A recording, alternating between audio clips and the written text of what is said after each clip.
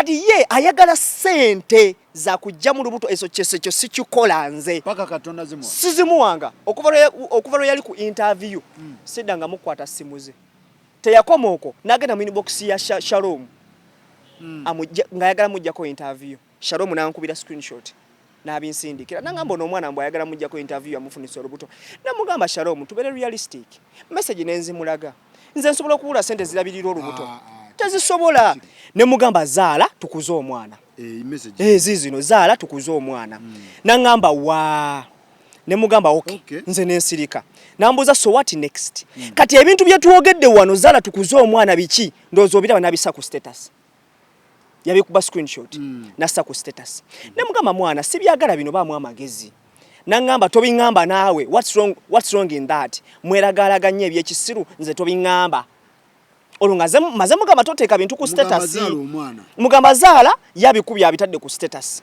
osegedde ne mugamba you told me what you told me and I responded to you now how have I kweraga ne mugamba do you know the meaning of kweraga olwana ngambye weragalaga ebyekisiru because I can also be rude but at one point I think of your life message oziraba ne mugamba so take care call me ngokakkanye nice time enkeera namulaba ku interview ate nze abaana tebakimanyi nti mama wange ankaka nnyo n'abaana era nze mama yankubira nangamba lwaki oyo omwana agamba lwaki tomuleeta ne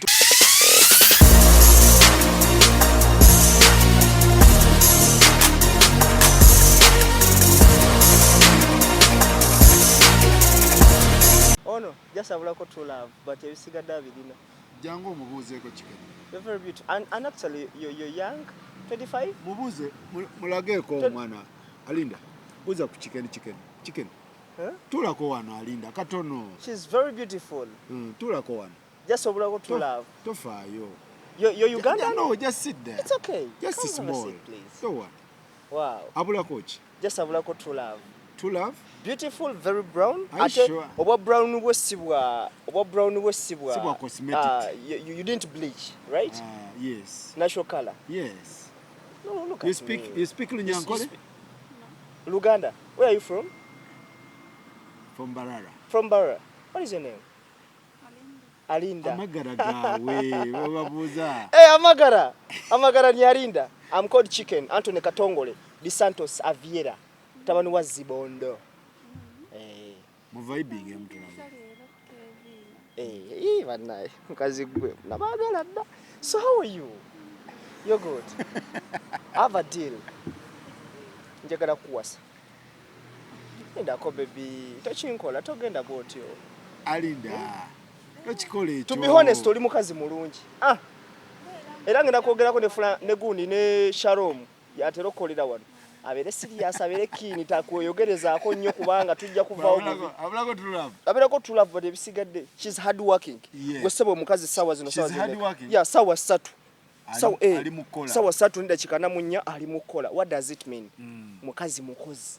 Yeah. Ate ayina erinnya eri abantu abagumiikiriza Alinda nti Alinda buli kimu ne ziba zaaganye. Chicken.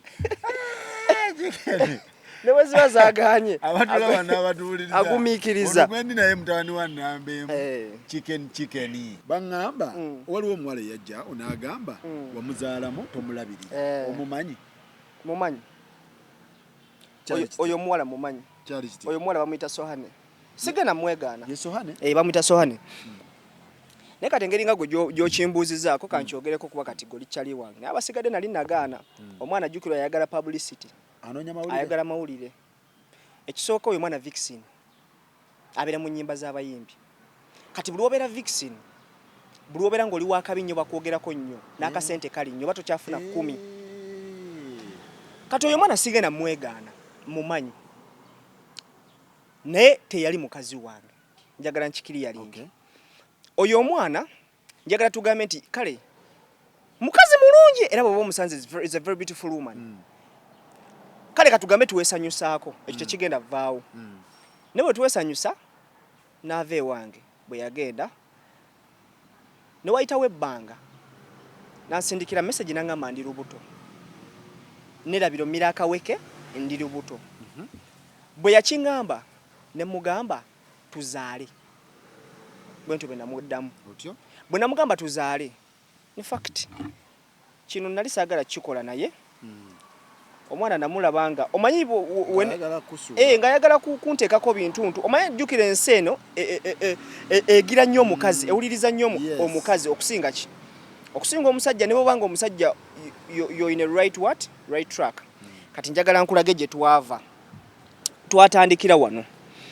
twatandikira wano yaŋŋamba ng'ennaku z'omwezi 17 May Saturday yaŋŋamba mwana I forgot to take pills lwe naveeyo and I found myself pregnant and I don't know what to do nambuuza hope you're fine ne mugamba zaala tukuze omwana zizino zaala tukuze omwana naŋŋamba waa ne mugamba okay nze nensirika nambuuza so what next kati ebintu bye twogedde wano zaala tukuze omwana biki ndowooza obiraba nabisa ku status yabikuba screenshot nassa ku status ne mugamba mwana sibyagala bino baamu amagezi naŋŋamba tobiŋŋamba naawe what's wrong in that mweragaalaganye ebyekisiru nze tobiŋŋamba olwo nga maze mugamba toteeka bintu ku status mugamba zaala yabikubye abitadde ku status osegedde ne mugamba you told me what you told me and I responded to you now how have I kweraga ne mugamba do you know the meaning of kweraga olwana ngambye weeragalaga ebyekisiru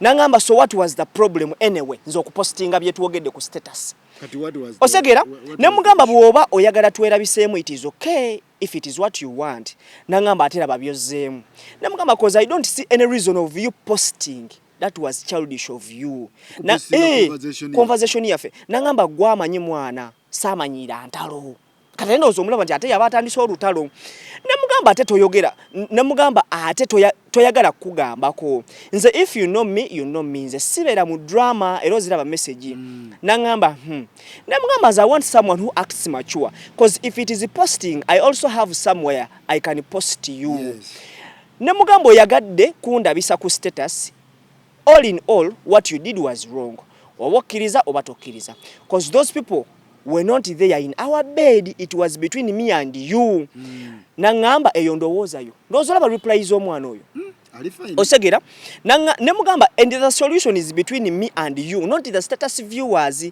but if posting can resolve your problem then go ahead my dear nangamba tonsesa kyogamba bwe luba lwakukula luba lugenda kukulira mu nzikiza tolina kyo ngamba naawe kugamba ng'omulaba alina kyayagala alina kyagoba ne mugamba bwe mba sirina kyenkugamba why did you tell me then deal with your problem if you don't need my help if you really don't need my help then it is okay but if you will need it or if you need it then don't talk to me rudely ndozolaba ngangezako mukakanya cause I can also be rude but at one point I think of your life message oziraba ne mugamba so take care call me ngokakanye nice time enkeera namulaba ku interview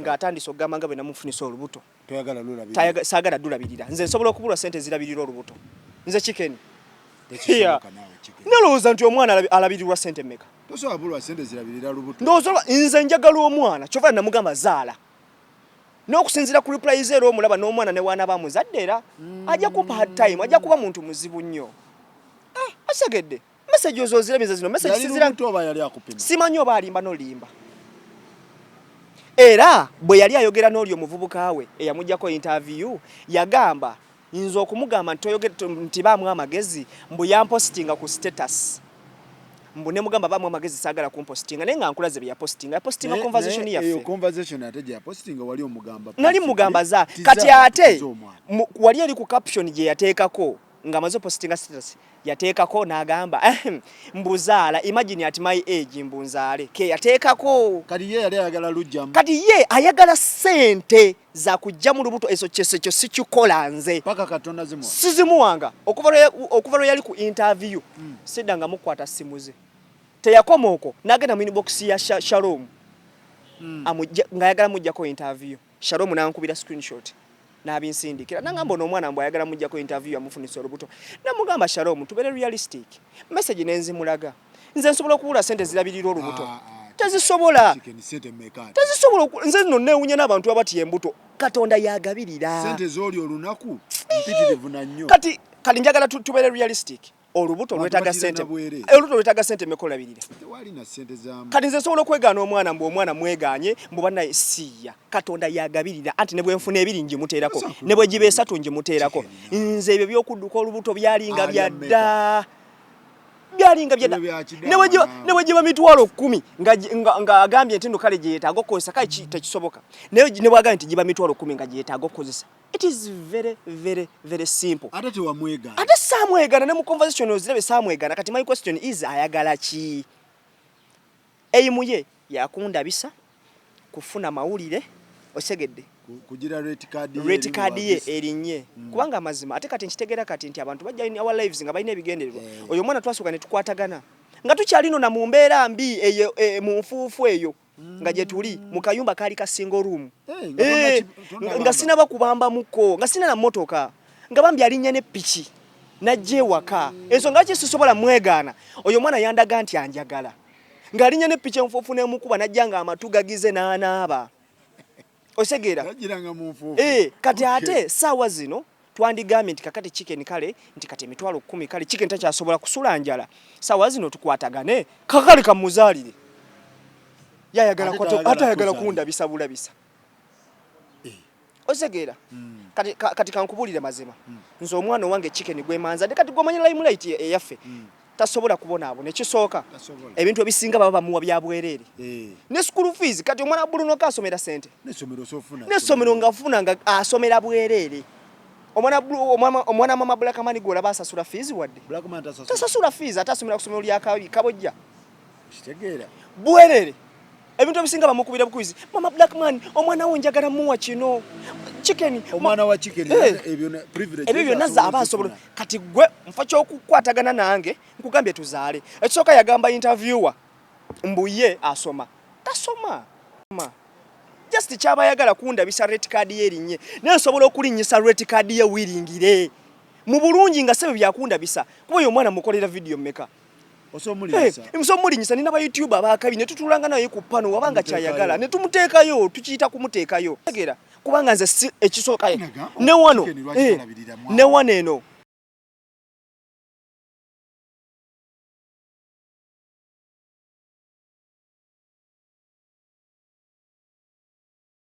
mukebera nenga nze ndabo wetunaza atijja kunkwata obu video biki tali ready to talk.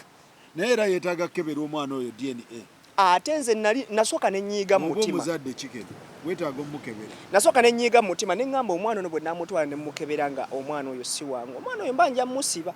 Ndabira ddala. Nendaba ng'omwana. Nenga. Kuba bw'aba vixen. Ebyo byonna bisoboka. Bisoboka. Ng'oŋŋambye waba vixen. Is a vixen. Abeera mu nnyimba z'abayimbi. Is a vixen. Kubanga yaveewo n'agendako ewala. Kubanga baamubuuza. Interviewer yamubuuza. Bwe wali ova we chicken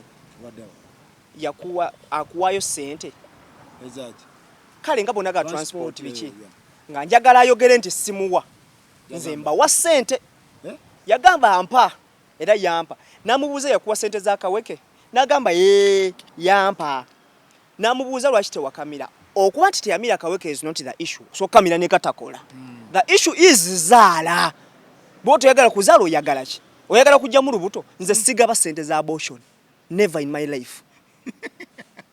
I don't do that. Sigaba sente za abortion nazimuma ate si yeka gwe nazimma nina bwe nalinzi myeko emabega ko nga nkyabaliga mwana eno industry etuyigirizo setolinga nze nali nga nakajja ku internet nga buli gwensanze buli but oyinofuna mu class osegera naye nze sigaba sente za abortion.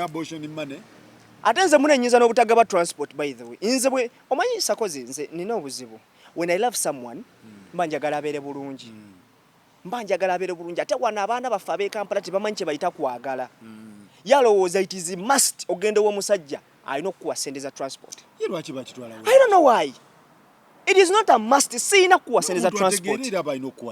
Aba alina okukuwaayo naye atayinza n'obutakuwa ku olwo oba n'akuwa enkeera. Ayinza n'okuwa in the long run abadde akuwa. Yaba bennaku zino. Yaba ayagala okumiitinga ayagala sente. Ayagala sente. Ne waba badde mukazi wo. Kwanza kati nkubulya sakozi. Nze rating yange ebeera bweti. When I love someone ekisooka mba njagala abeere happy. first of all sigenda kwata sente nyingi mudu omulambunzi muwalumu kwata milioni jimuwe nate milioni ensobola okubanga muwako mpola kubanga bwe nagimuwa lumu ajja jija lumwe gwewo ajana lowooza we bitwe bitambula alowooza nti we bitwe bitambula ojja muwanga kakadde nso kwata milioni neŋŋamba nti nja muwanga kompola otegera kwanza ekisooka nze mukazi wange ebyaddala tosobola kubanga enviiri mbi nga nkwagala kino kye nagamba abantu buli musajja alina omukazi gwawa ssente ebyo byogamba togaba ssente towa bakazi because oba tomwagala omuntu gweyagala oba olina okumuwa ku ssente enviiri enjala mba njagala obeere happy olabika bulungi nti wema ntambudde nawe bagamba kazi ke kalabika bulungi kati ebyo byonna byonna mba mbikkolera anyway osegera bwana Ntambi soko je Shaniri Pusi in fact Ntambi atukoze bulungi soko je Ntambi kubanga Shaniri Pusi oyo yaliko obugombe nga bagamba nti Shaniri Pusi yaliko ewuwo ne wa Ntambi ne kati atalabika yasooka wa Ntambi yasoka wa Ntambi musanji wo wono mulese ategedde okuba nga yasooka wa Ntambi Shaniri Pusi nsonga ki ensonga za Shaniri Pusi Shaniri Pusi omumanyi kuba yaliko ewa chicken simanyi yaliko ewange naye nga si mu mbeera eri nga kyali kati ewo yaliyo ngani era nga kyali olabe wo yaliyo nga kyali nawange yaliyo nga kyali kati seza sooka wange bawo anze namula 2021 kituufu abadde legend tuba 2023 egwe 2023 enze namula nenga ate kirabika abadde kyaliwo abantu bangi era kyali tunganga bogerako mugenza kyali muletanga ategeka hip hop nights mwabulete uwo kuki nze yamuleeta ng'omuntu akooye atasobola kudda uwe nga okay ne hip hop nights azitegekera wo nali nzitegeka we nasooka okumulabira hip hop nights sawa ebiseera ebyo ne muleeta okumuyigiriza omuzannyo gw'okuhostinga nga nights era essaawa zino she's a very good house she's a very good party host nate bwe wamuta n'omwonoona simutangako mukwano gwange era akyali mukwano gwange era muwa amagezi ku bigenda mu maaso byembeera nsobodde bibeera mu control yange eya bitasobose nembeera nga mbirekera mukama Katonda. Tubadde ku nsonga za chicken waliwo omukyala eyavaayo n'agamba mu chicken talabirira mwana namuwulirako tamuwa buyambi amufunisa olubuto chicken nandaga wano message conversation alaga nti yali ayagala omwana ono nani njagala azaale ekigendererwa ky'omuwala ono gwolaba kyali kiki ekigendererwa chicken ekintu kyali mu kufeesinga naffe tubifeesinze biyitirivu nnyo one abaana ab'obuwala simanyi lwaki tebabuulirirwa simanyi lwaki olumu balengerera kumpi naye ekigendererwa ekibeera ekikulu olumu kwagala kusetolinga scores wabeera nga alina obunyiivu n'ono kyabayagala ayagala addukire mu mawulire ayo n'erinnya lyono kuba ffe yatujjira dde oyo omwana w'obuwala yajjako ewo yajja seewange waka yajja okumbuulira ensonga za yajja okumbuulira ensonga za chicken naye ne mugamba kimu nti ensonga ezo mulina zisetolinga naki ne chicken ne mubuuza ekisooka ddala chicken yalazeko tayagala omwana agamba nedda biki bikitegeera nti kata waliwo ensonga chicken akubanga tayagala wandibaddewo nawe ensonga yes kati ekigendererwa ky'oyo omwana kina kubeera nga one kyakagala kulumya chicken two kwagala kumunonera linnya kuba chicken ali mukubeera nga adduka atambula waggulu kati omwala aba ayagala kumukakkanya naffe babitukoze naye ate wosika taata w'abaana omusika omujjayo ku topu anti abaana b'obuwala essaawa zino genda weegendeza essaga z'abaana b'obuwala nga bajja okulumba personalities bonna ojjukira story ya Bruno K abajjanga naye essaawa zino omusajja yali mukubeera nga abaana abalabirira bafunira gundi biki byonna byonna neweebuuza nti kati luli bagamba nti sebusiru bwa njoka butta nnyinizo onolamirawa gwenjoka onolamirawa ng'ossa nnyinizo obusiru bw'omuntu ate mu muti kwakoze eki kwatudde kasambeera nga mwagenda mu kikolwa nga mwakkiriziganya nga tekyali kya bukake ng'ate n'emyaka gyegyo kyonna ekibeera kyavaayo kibeere nga kiri private kisigale eyo unless ng'onaagaanye okutuukiriza obuvunaanyizibwa awo wabeerawo ensonga era kikenize ni mukwano gwe naye era nze asooka okuvaayo ne muvumirira singa abeera wanaaganya okulabirira olubuto tungo omwana azaliddwa aganya okubeera nga akola ki amulabirira minus all that abaana ab'obuwala batuyambe ensonga ezimu babeere nga bazisigaza eyo baleme kubeera nga baagala kubeera nga batta kuba at the end of the day wabeera azadde omwana oyo bondi eyo egenda ba yalubeerera kkiriza obagaana akati oba oyagala kutanishinga linnya lya musajja nakubuta yakombeera olwo omwana gw'ozadde ng'ona teyagenda okubeera taata w'omwana alubeerera togenda kubanga enkolagana ya Shira Price ne Chicken g'ogiraba otya? Enkolagana y'abantu abo ekyabuzaabuza Kyali wange ne gundi yamwagala Suna Ben. Gwe wasooka Suna Ben omwana bajja muliisa ebintu ebitategeerekeka. Nenga Suna Ben amwagala. Suna Ben yangamba amwagala. Yangamba amwagala. Amwagala ate ne ye kenyini yangamba off camera. Nangamba kipeke. Yangamba kipeke. Suna Ben yagulimu. Amwagala. Kati gundi namaka Shira Price no ayina yagenda kuddamu eri nyumba eya Nambwa neno ngulayirira pozi nga Nambwa yafudde mama Nambwa yasobola okutta nasobola Suna Ben enteekateeka atwala Shira wako tekanaba ku kalowooza asaaga that is a problem nenga ali serious oyo muyizi tasubwa Rudy Vanestro ate nakaana ku kalina feva z'abasajja kalina feva z'abasajja abasajja bakaagala nnyo mukaagala nnyo ate lwakuba nti ntambi ono mulaba ntambi bagamba gwe yali yasooka nali waako ne mukwano gwa Ntambi yazadde aliwa Brenda Miles n'oyo omwana akawa Shalom Shalom buli kimu yasookayo buli kimu yasookayo omwana okwata video yasooseeyo engamba yatadde muna akayimba kulika baby munnange kuliko omwana nengamba Shalom wange abadde ki kati Ntambi oli kuki nze ndi bulungi ebya Ntambi wabitegeera nti ate kakyewuunyisa n'oyo omwana yajja mawulire era yasooka wa Chicken aliwa oyo ono yajja olaba kati fe abali mu media wano nedda abali mu media wano twetegeera story wejje wa Chicken nga omwana ayagala kunjabya Chicken nankubira essimu nangamba muganda wange embeera eri bweti nebweti do you approve nga mukwano gwe oba kitegeera mugamba babanga kyayagala agende nakyo neera Chicken story teyakola ki teyagikola that's how nanebuuzaako ne kati waliwo abalala abaddukira waye ne bakuba oba kitegeera kuba nze namugamba mazima ne mugamba ebyaddala Ntambi aludde mu industry toyina muntu gwogenda genda mugamba ebyo aleme mukubira wabanga kyayakola ki kyayagala kati omutima gwe gwakkakkana nekyo nayo kyavaawo I addressed it buli omu ali bulungi okitegeera than okubeera nga obeera blackmailed forever kati oli kuki ndi bulungi ndi wano oli single ndi ku street hottest property on the streets of Chanja Sasi Najera Nalia Dani na Rose Mononya kwa na Uganda's property Nina Rose kanange ndi hottest property Nina Rose ali nyenye yobo yalazewa Nina Rose Nina ali nyenye Bwana jirinya ezo kuba yagenze byebyo muganda wange sakoza nnyo bwana Ntambi ninga tewali nnyo mbeera Shani Lipsoyo mukwate bulungi naye nze muna yagaana okuddamu okuba kyali wange ate mwabaki okuva ku incident y'okkaaba ne mugamba ddamu ofuuke kyali wange ate yanzira kumpi ali Kyanja ku Toto Shani Lipsi wekyanja naye Kyanja nga mutuyingidde mu yazze kumpi ate eno muvudde ku salama mujje ate nkubulira mazima Kyanja ogira bane temuleete eno Kyanja genda tuuka ngeringa makindi bannange mugenda gyonoona ajaba wandula naye ate ojja n'amalala mu ntandikwa anti ng'osasula miliyoni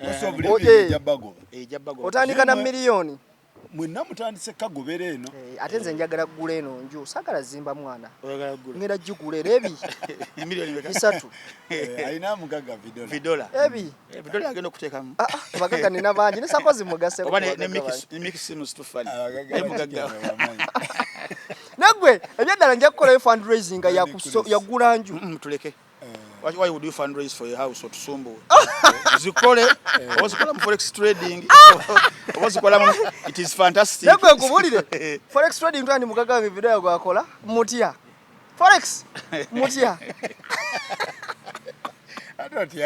mutya okumutandika sajja gwe business partner we tuyanze nnyo tuyanzege soko yita abawagizi bo obawe namba ticket yagala okusupportinga naye nja kugulayo katebo yes la ilaha illa nenyamba obeewo nze sitambula kiro events kale sibera nnyo mu events nokimaiti ne basetting ya muntu obutatambula kiro sibera mu events sigamba nti waliwo nfuga sigamba nti waliwo ngobayo sigamba nti sina busobozi gendayo naye siri nnyo waki naye bitandika sambe bitandika sawa zijja ba 12.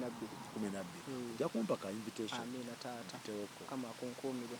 So abanye Dobos Anthony Katongole de Santos Avila mutabani wa Zibondo anatina gwana kapwa everything is bashit ya tena mse Afigade mna representing aya Moise Samuel Samson Sanfsani Kalido Sema goody ya Bolkanta Nat Cracker Food Sire Food Giraba Rakta Masa Sector Factor era nga tuli wana wasakozi Faruk the Gospel Live ngenda kuzomuza 27 June omwezi guno gwe tulimu tugenda bera ku H2 Oloncha we Kololo the fantastic show Neshila Price omulamu ogwa figwe kulanga tuzimbira mama waya kuze nyumba abayimbi banje bagenda okutuyimbirako bonabo omanyi ba Joiranda Bad Boy Kapeke Ziza Bafana bagenda kubeera banji to mention but the few mujje mutuwagire okuyingira emitwalo 2 ordinary tetuina VIP table egenda kuba yakakadde ale bad tickets weziri za mutwalo gumu n'ekitundu fantastic Mayinga sawali branding nengamba chicken nino muchaza nali sikusobola wali nali mpitidde wali nali sikusobola nali mpitidde chicken sija musobola anko sakozi nawe mulange enseno nentuka nengamba naye ebintu bino bigenda kututwala wa kuba kati ebyaddala kati singa sente sifuna mwana internet yene eri mu sente kubulira mazima abantu bafunira ddala sente abantu kati nze nkubulya mazima okuva na rebranding Seina nyonyi general ntadde mu sente free amugaga kera kumacha nagamba chicken jangu kutwaleko wano wabadde wakati nabadde Rwanda nabadde Rwanda nakomyewo yesterday but one sawa mwenda gwa kiro enyonyi yange yali ya sawa 7 chicken nakula banga sakozi ngobera ku nyonyi tovaako nengamba kola yoka program tugendeko ne taatawo tugendeko mu Europe awo Muzayi wange antya ku pano emuna ye nambe mutakiriza yagaana ku pano emuna ye mbuki yagaana kalenga wali branding kati luli yagaana agasaba chicken nkuchaza sabo nambe mu yali takiriza nabantu tino yanzala azoka wakana ngagamba aweta oyo mutabani wange muto yagamanga nze ndi taata we muto banenga binyiza nga mpulire nnaku wala ayogere nga njagala akyogere kati akyogera bambi omanyi weni wokyusaamu kati ne nze nkubulya mazima anko sakozi fe twawe mulanga era nze nebaza Katonda mwana okukyusa Katonda yanyamba nnyo ate nekyandetera okukyusa natuuka nengamba mwana ebbanga linamala mukomera eruziro omwezi gumu gwo n'ekitundu ebya gundi honorable bali mwezo muzayi wange mama biche engeri gye ba strugglingamu kubanze nkubulya mazima page eringa tebanagitwala ate nebaza Katonda ne TikTok page eyo gibaninga ani yagibani UCC yabaninga page basoka ne bankubira omanyi bambi eyo page nali nkyalizaako abantu abatali batuufu nga netaka ebikyalo ebyetunda ne bitandika okwogera ebigambo ebinene nga nanga wenyongerezaako nengono mola nenkola ki UCC ne bankubira ne bangamba ne kakati chicken lwaki promoting obwa malaya wano nemba yisa bubi nnyo ng'olwonda bamaanyi nina nti nga nkola live netuuza abantu 2,000 13,000 kati nga bolaba ekiboozo ekya Brunoke nga nkola live nze nakola live netuuza abantu 7 naye nga bonna balaba bakyala beetunda segera kati abantu 7 gwe tomanya baani bali omwo bakulaba ba government officials bali omwo omanyi no ba government officials bali ku TikTok ne bakozesa pages eziri fake babeera kunga babiraba kwe balinga babiraba nenga page nga page ziri fake kakati ate obuzibu bwe bujira kyopala nze ngamba nnyo abantu okwo balaba abaana abo naddala abatandika TikTok tandika TikTok yo nga bw'ojagala towemula tovuma government yeno kubanga kwe bali balaba osobola okuba nga tokkiriziganya na government eno naye nga togiwemula kyovola kati abantu nga Umaru Kiseka onasonye omwogerera ku eno panel nene bweti abantu nga Umaru Kiseka nti bo bagenda bera webbanga kuba tebawemula annyonnyola kati omuntu nga Nambemu wali omuliddeko nga wemula government eno omuntu awemula batayina reasoning ne government yennyini gitwandigambye nti nno ejja kuyita ekuwe ku ssente olekerawo gikuba tesobola kuba tebasociatinga na buwemu ne opposition yennyini eba tekwetaaga just babeera babulako kali kugamba nti bannange gwe tuveemu omuntu owemula ne bw'oba okola otya kyova nze naba tiktokers bendaba nga gwe togenda kunenkana paka ng'okyusizza okuwemula naye nga numbers ozirina ebyaddala bangi nga ina numbers nga ina numbers buli kimu naye nga tagenda kufuna ssente Chofulanza abantu banneewuunya nali nakagula nnuwa nenjivamu nengulyawo Subaru. Numbers zo sente. Numbers si sente. Balina numbers naye nga sente tebalina. Bangi nnyo. Because of kuwemula. Ate mulimu n'abatawemula nga balina numbers naye nga branding wise ebakuba. For example, okimanyi no tengetenge yakatandika okufuna ku sente. Naye nga alina million 10. Abadde tafuna sente. Tengetenga dandi sofuna sente wano bagundi we bamutwala e Dubai. Bano bazamuzam brothers. Branding nga bana abaana bamujukira bana abaana badde bamukwata video katugambe ba manager be nga tebamanyi mu brandinga ngosanga tengetenge ono kusala amalodi nga ali kukubaza nya so omuntu alina brand eri international olina okumukuma nga brand ye eri waggulu. So gwogamba okuwemula temuli kalungi muganda wange temuli wadde akalungi naka gwe olaba ensinze empa second chance ne bagamba chicken tukusonyiye kitegeeza kibabeera bakutunulide ne balaba nti kati chicken okuwemula kwe kutono sina kutonoze sikyawemula mwana bivemu ebyo kubuulira mazima era bwe bale brandinga mwana mulimu abagagga atuula nawe n'agamba chicken nandiyagadde okuwa ku sente naye owemula mwana nandiyagadde tutambuleko naawe naye owemula nze nali e Dubai omugagga n'angamba ono Richmond na chicken njagala nkuwemu ku mpanvu Richmond Richmond alimba nanga banyankuwemu ku mpanvu ye UK nali ne Vairota Richmond alimba na nyankuwemu ku mpanvu ye UK nangamba kale kati nyasoke nkube Africa ono nsoke mu maleyo kati oli ku Africa njagala kusoka kuba Africa kati oluva Rwanda namumaze nabadde ja Zanzibar ne kasoke South Africa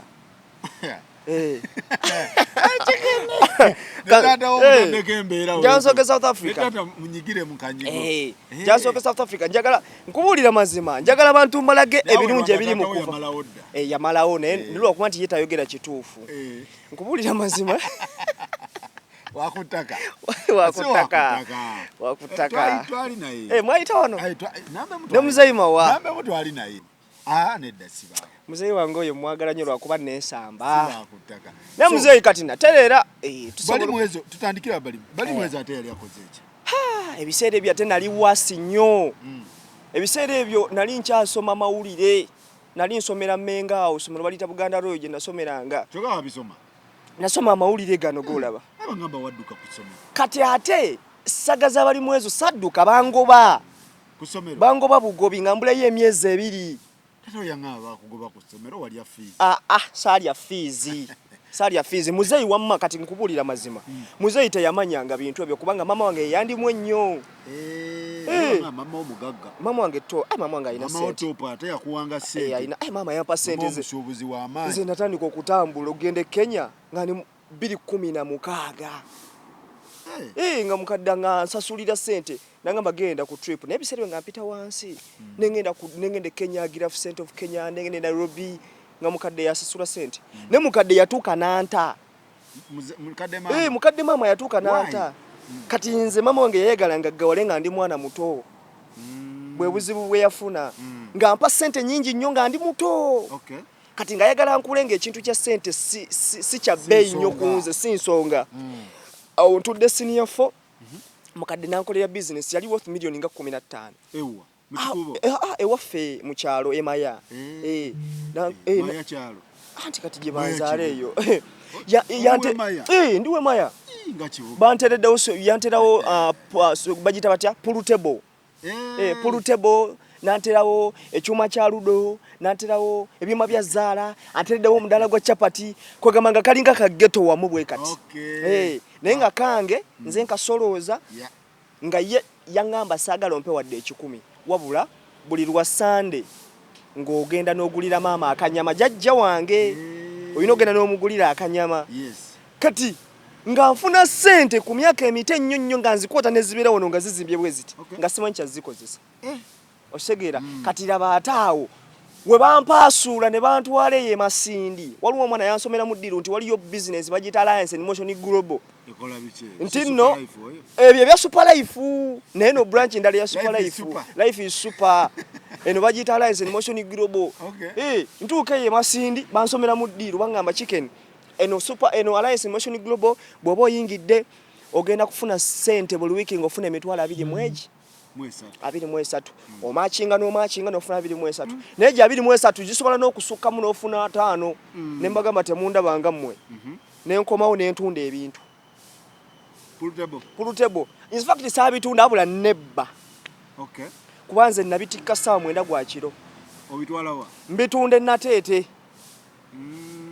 mbitunda enateete akasente bakampadde byonna nga nabitunda nateete nentikka nenninya nengenda emasindi akatundu bakayita nyangaya we nali mbeera ntuuka enyangaya bantwala kintu kiringa room kinene bwe kiti eringa hall twalimu abantu ndooza nga 3 ne batandika okutusomesa Alliance in Motion Global, this is a network marketing business. Bobo jingide osasula 13 machinga 26 nengamba bugaggo bwensibo buli wano.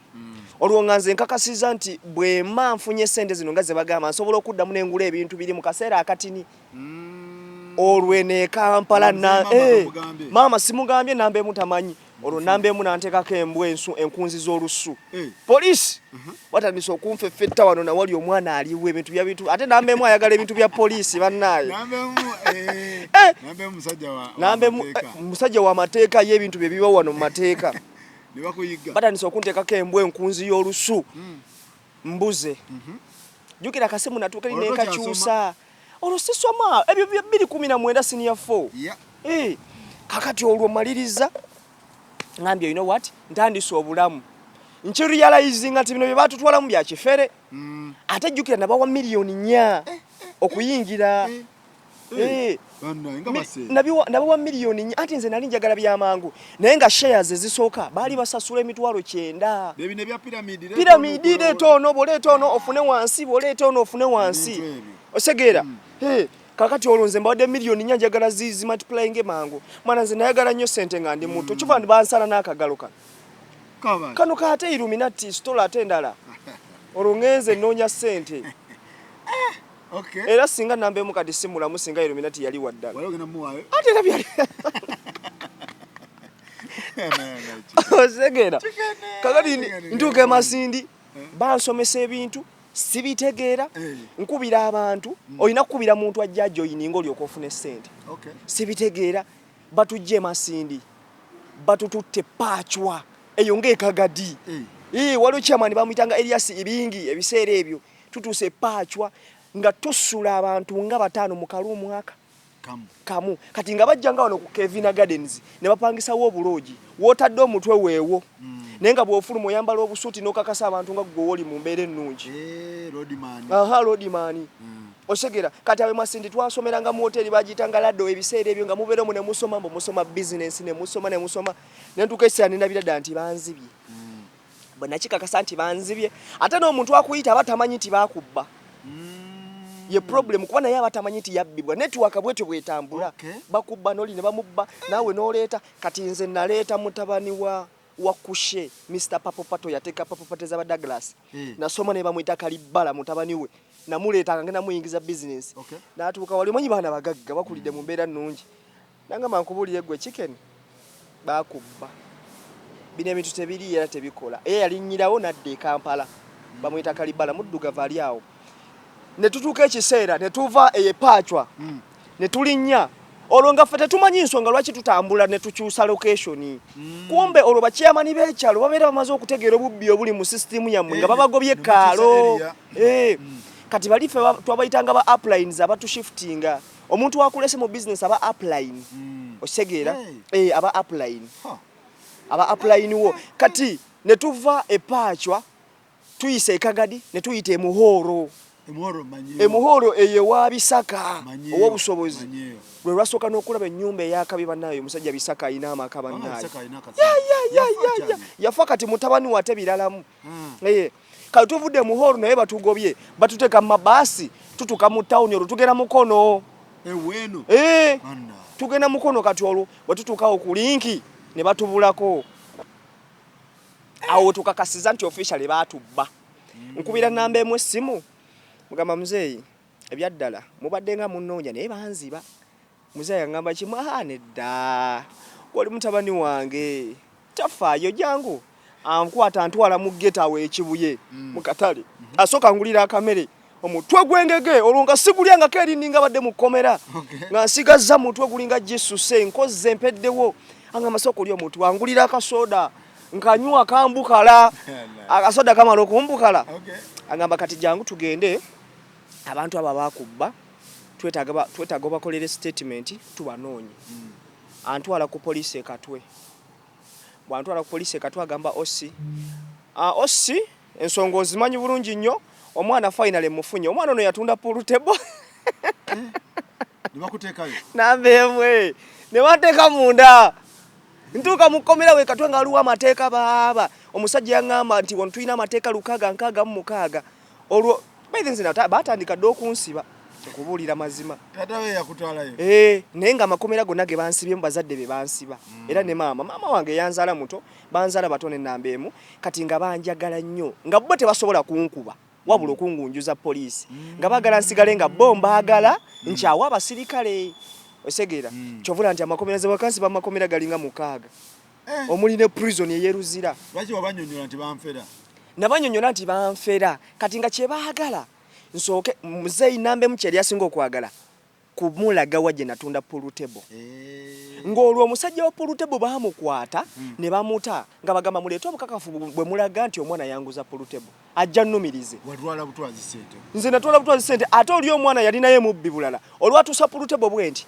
n'agibambulako bistika n'akubako ebipya nga ne client yamufunye edda agenda ogitwala nga ne pool table tekyaliwo kati ne bamukwata bamanya batracking okuva eri ku kyalo n'abaana be nakozesa okusitula ne tujja nabo ku mmotoka baba kwatirire emboko n'enyoka nambe muno nga yakwesibyeko mu mayoza amalaga kuta emboko nga yanyose bandeeta wano ku pool babaleeta wano natunze pool table omusajja bamukwata gamuleta omwana nnumiriza nti yanguza pool table nga ate wendi kati olwo bankutte baagala nnumirize nti naguza pool table okitegeera kati olwo musajja bamukwata wa pool table batuvuga batujja ku polisi ye Katwe batuvuga batutwala ku polisi ye Nateete kubanga ono we Nateete gwe naguza pool table ate tutuka ku polisi ye Nateete nambemu omusango bagujjayo basindika abasirikale okuva emaya naye ekintu ekirimu etteeka asobola okukukwata nga bwajja bwakulambulako bwakuleetera ne ku mmere kyakola nga ndeetera akakomando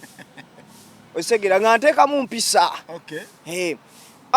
pool table ne bibanga biwedde bwe bityo ne banta ensi netandika lwaki wagaana okusoma saagaana kusoma lwaki walya fees saamulya bampanga fees zikati gama bino mama wange yali ensonga ki mama yampanga sente nnyo mama yakola ekyejo kati kyogere bwe tutyo mama in fact ayina ate mama wange saakula naye nakula na jjajja bali bakuteeka wa jjajja kati mama wange yanzala muto kati yanzala nga muto naddamu okuyiiya ensi kati naddamu okuyiiya ensi nga nina okubeera ne jjajja kati ate akasente naddamu n'akakuba osegera kati akasente bwe yaddamu n'akakuba nga tayagala mboneebone nga asoze twabonaabonamu nga tuki kati olwo anteeke wa jjajja n'alyoka nkuza ekyejo engeri ekiri nti maama yali ateekako booki nga tayagala mwana munyiiza engeri maama gyali nti assaawo embeera nga neri mukyala abaana be nakula nabo nga mbakubira ddala nze empinga zinyooka wali mukyala nti nze mwana w'omuloodi so kati nasoma ngaawo ku Buganda Royal nsomye time ya nga mbulayo semester ndowooza emu nali mbulayo emyezi 2 ntuule ebibuuzo ebisembayo ne bankwata ne bantwala eruzira balimu ezo balimu ezo yansiba nga ngambye nti yanzaala egwe haso zange zibadde nnene yangamba nakola ate no saagamba nti yanzaala nkubuulira mazima nakola video nga ndi naye mufaananamu ate ekyo kyasinga onyiiza mukazi we mukazi wabalimu ye yanyiiga mukazi ye yanyiiga ennyo gwe walaagala tabula famire y'abalimu ezo nga akafaananyi kati nno jugenda ninsoma mawulire kati inve Mengo ninayo intani nainayo twalinayo kalinga bala practical ku Top TV balimozo yalinayo programu wansi ku Top Radio nzija balimozo mugama honorable nga mwagala nnyo okusinzira bijja bibozi byo byajjabu jjabu mugama honorable bampeyo ka selfie omusajja yampa ka selfie nga banaye tuwefaanagana akaviri nga kalibwe kati naye Daba wenteekamu akayimba. Abaana abalungi bavawa. Ebintu by'okuzaala pulana abaani. Ayayayayaya. Mukazi wa bali mwezo. Comment ne zitandika. Ono bulijjo mutabani wa bali mwezo. Bali mwezo nga walaba okuzaala omwana omusiru. Omwana akuswazizza nnyo. Olwo ebiseera byo ngampemula. Omwana akuswazizza nnyo. Omwana ono bannange. Olunambe mutanyega nti ebiseera bye nali soogera na nambe. Kale nkubulya mazima nambe mu nakatandika okwogera naye recently. Twali tetukwataganirako. So kati bali mwezo. Omukyala wa muteeka akazito. Kati abantu bangamba chicken ono bulijjo yetaatawo kati ngobo bukomenti mbukwata. Ne mbupininga wali. Nene wano okufa obufi. Ate tata wange si meya, yusere nga meya. Meya. Ate bali mwezo. Yangamba yali tajja kunsiba. Wabula. Nali ngamba yenze muzaala ate ngampe mula. Singa nali siwe mula. Twandibadde twenoonya nako ne tukwata yaka video. Ne twetapinga amaanyi. Naye si ekyankwasa nali mpemula. Ate era yankubira ggulo limu. Ne muwamula okufa obufi. Yekenyini. Namuyisa obi meya ekiro ekyo nga sinnakwatibwa. Olwayita Mutamale Mirundi Junior bankwata. Kati bali mwezo yali akwatira ki? Omusango kugamba nti nno yanzaala ate nga mpemula.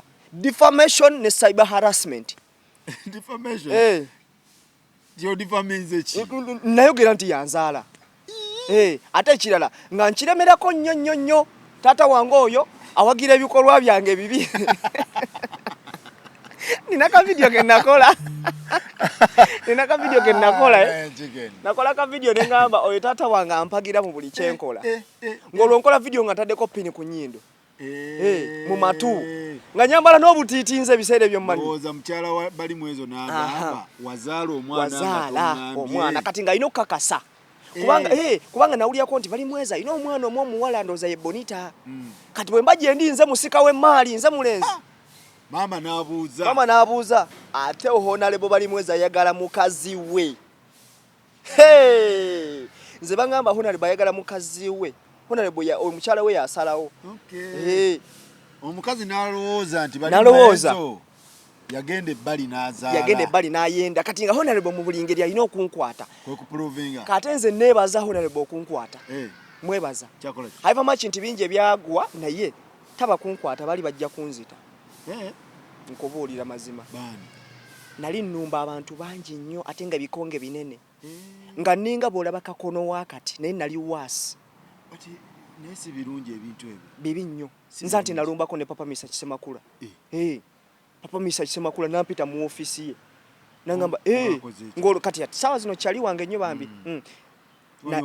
Nagendayo waliwo omukozi nanguza ka juice. Ka juice kali katano. Omukozi bambi omukozi nga bw'omanyi nti kiki. Ndowooza yandabanga ku internet nagamba bano bagagga. Nanyongeramu olwasa. Bwe yanyongeramu olwasa nze nadda ku internet nga nkola video. Papa Misa ki munguziza akatunda ka sente bweziti ate bambi n'omukozi alabika yali tamanyi bbeeyi y'akatunda engeri gye yali omupya kati yayogera ku estimatinga n'okuba business y'omusajja nampita ekyampisa nze ekinsonyiise mu industry n'ebbanga lyonna emabega kuba nti nambemu taata wange.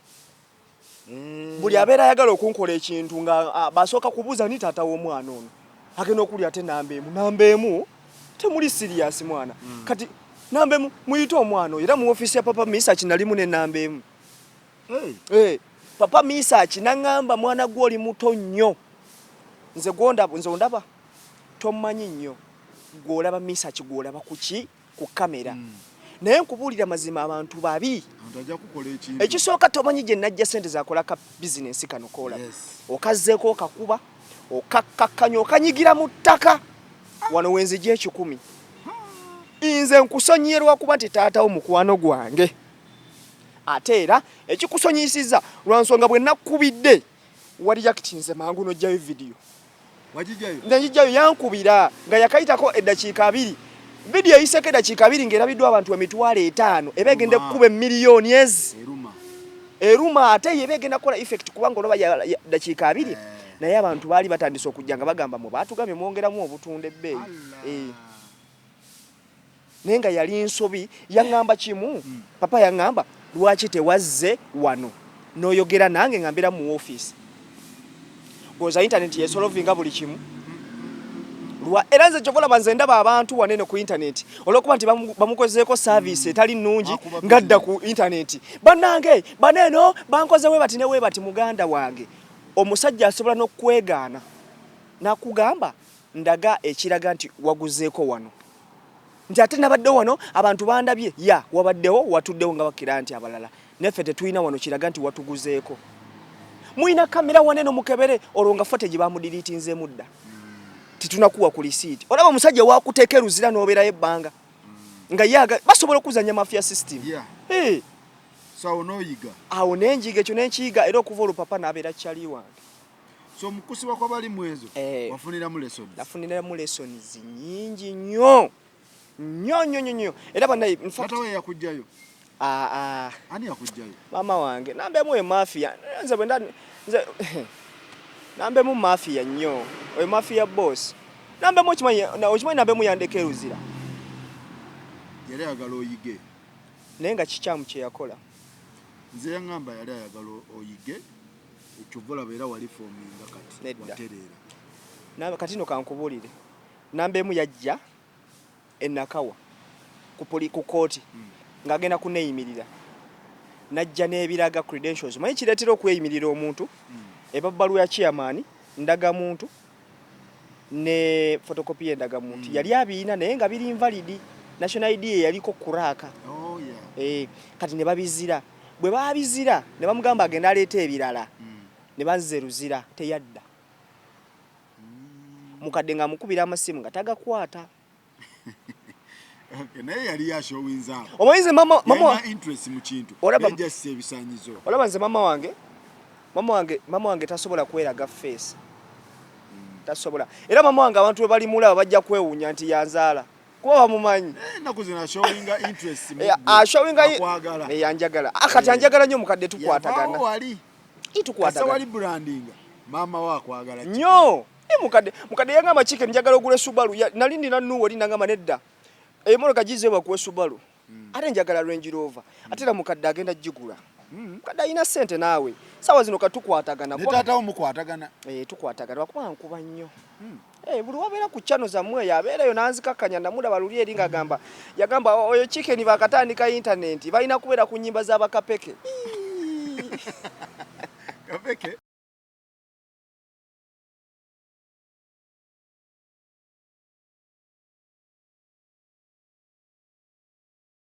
Fantastic Shabiri Musanvu John H2 Orange kololo kakadde aira Allahu rahmatul sharikala tugenda kuwagira amina mukama wange bana H2O omulamu wagwaffe tuyira omukyala bamuyita mama wa Yakuza ali awo mugete ekyebando so fe twalaba mutabani we bambi mutonyo myaka giringa 18 nga akaaba agamba bannange njagala zimbira mama wange nyumba naye simanyo banasobola mujja mu ghetto fe tuyina ba sponsors baffe bajja tuwe ettaka ye mukono omanyi wote waba wala fe tumutere wa kayumba nawe kabaka millions 15 ate omuntu oyampa ID amini ekyo sijja kulimba amini tata wa muganda wa amini tata waffe tata wafate mukwano gwaffe yampita nangamba chicken njagala obeeka akantu kokola kolayo akantu akalaga nti watererera ddala twagala tuyamba omukyalo oyo era tugenda sente zonna ze tunaba tufunye nabakana bakayumba kati awo abagaga bomba lika ye Rwanda kyabadde kityani yakutute Rwanda nagenzi ne Royal Jeff yani Royal Jeff ali awo mugagga muto mwaya bagaga nina bato inaku zino oyise awo abantu bo wano Royal Jeff ali awo muyimbi yali muyimbi nafuna sente yayimba kayimba nagamba nti yayimba kana kayimba nti sinze nzenzeka ayagala abakazi abakadde tuyine kibiina kyaffe kati sente bwe yazifuna ate endongo n'agivaamu Rojeff akola bingi ayina charities ayina farm eyo bayitayo batya ezirobwe ayina farm z'embuzi oyo mwana ayina ente ayina ebintu bingi bambi specifically sente zijja mu bya bulimi sisikama mulimi ye nga ye naturally naye kati ate bwe yajja mu kamera natandika okugaba sente n'afuna obuzibu omanyi abantu tebamanyi buzibu buli mu kumansa n'afuna obuzibu obwo kati n'asettinga back abantu ne balowooza yayabika naye ate yayongera zifuna azirina Roger alina ssente myaka 24 23 alina omukadde omuzungu sisuubira oyo alina mukazi we apo kati gwali naye apo ye mukazi we oyo agenda tambula ensaaji maleyo amutambuzizza eggwanga lino oyo Roger omulaba yakeera ku makya ne mukubira essimu nali musaba ssente za table eya show nangamba ne chicken njagala nsooke nkukubiseemu ku tuwa tugenda yidi tugirire Rwanda ng'abingamba leero ng'enkya tusimbula nga muyita mu baasi nga muyita wa nze kyasobola oyita mu baasi bane ate okukuba kunzikakkanya ekyo ne bw'okigamba namba emu ayinza okuzaalukuka yaŋŋamba leero ng'enkya tulinnya naŋŋamba nsindikira passport nambuuza olina yellow fever card ne mugamba sirina naŋŋamba gwe mwana gwe kitegeeza travelling wakabitandika naŋŋamba yellow fever card togirina naye tugenda gifuna era twagenze ku kisaawe Entebbe nga siyina yellow fever card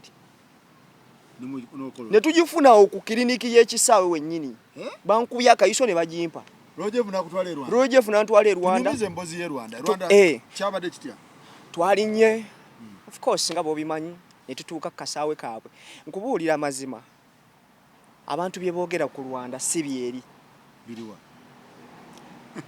abantu bye boogera ku Rwanda emboozi zibanyumya ku Rwanda si bwe biri mboozi ki abantu baleetera abantu okulowooza nti Rwanda eringa UK era mu kunyumya batukakasa nti Rwanda nsi enyirira okufa obufi abantu tebaawula kunyirira na buyonjo Rwanda nnyonjo naye tenyirira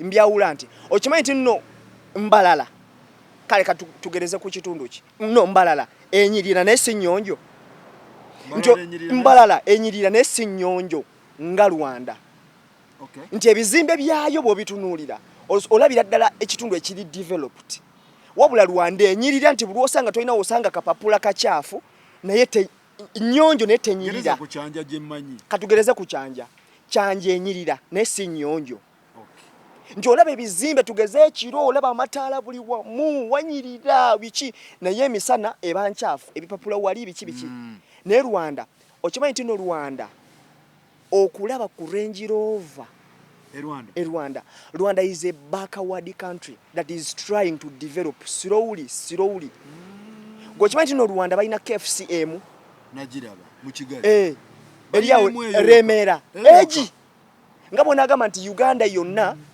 kati feshere zisinga zina KFC Rwanda balina KFC egi eri Remera era ne president w'eggwanga abayagala okulya kakoko bakanonaawo nkulaga how backward Rwanda is kitegeeza kyekyo kuba ne KFC kitegeeza bakyali mabega by the way disclaimer sagala mikwano gyange Abanyarwanda banyiige kino nkyogera out of experience kuba nabaddeyo ate sikyogeza bias kuba njogera byabaddeyo tugira reality kati bino kati tusokera ku birungi ebiri mu Rwanda tusokere ku birungi kuba bulijjo bakomperinga tuberenge Rwanda you cannot compare Uganda to Rwanda kyovula abavaayo ne bajja wano in terms of what lifestyle what kati byonna